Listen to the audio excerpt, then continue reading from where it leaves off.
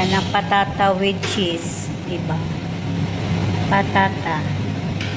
Cheese. O si oven. First na recipe ni nanay. Patata with cheese. Para siyang cupcake. So, may ano siya patata yan sa o si oven natin yan.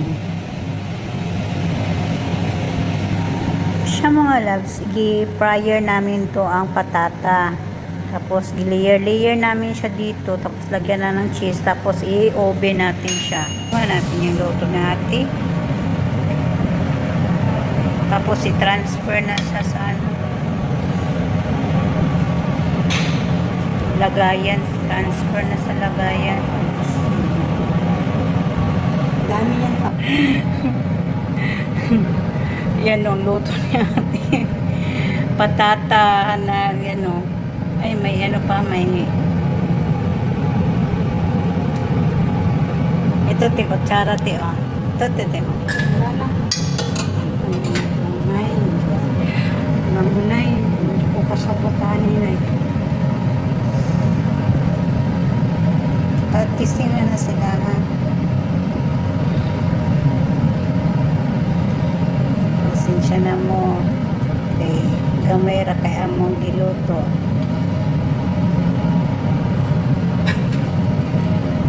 Butang pa nagsosti, butang nagsosti. Naana siya sa taas sa baba. Kasi di na kumabutag sus. Ano man? Si mangita Doko siya. kapalon dyan. Paradise.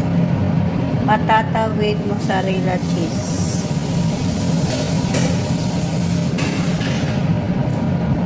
Alam mo sa siya, try raman ako na sa sunod. Ano na ako. Raman ko. Try raman ko. Marang na siya na ako na. Try lang din eh. Mana anak ko na siya na ako Di na. ba nito toong luto? Try lang, try Anak it. ko na siya na ako na. Hindi siya kamahay ko na ito. Oh, ate. Butang naman yung sauce, oh. Toppings na lang, anak na lang ng gamay, ti, oh. Para may make up food. Eh, gisunod. Ay, masunod daw na ako iyang recipe. Sabi niya. Diba? Dahil biya na siya. Dahil na siya. Wala. Dumi. Sige na. May lasa ano niya. May lasa niya ano. Tartar. Tartar sauce. Lisa, di ko kita. Ako.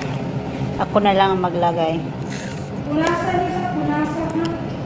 Ko kita.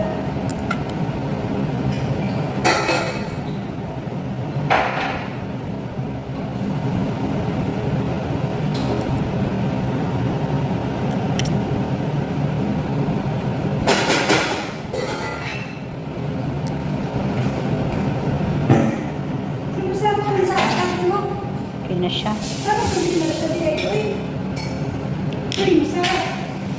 Sarap siya? Sarap nga yan.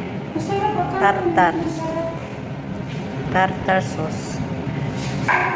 Patata with cheese, mozzarella cheese, tapos parsley, tapos tartar sauce.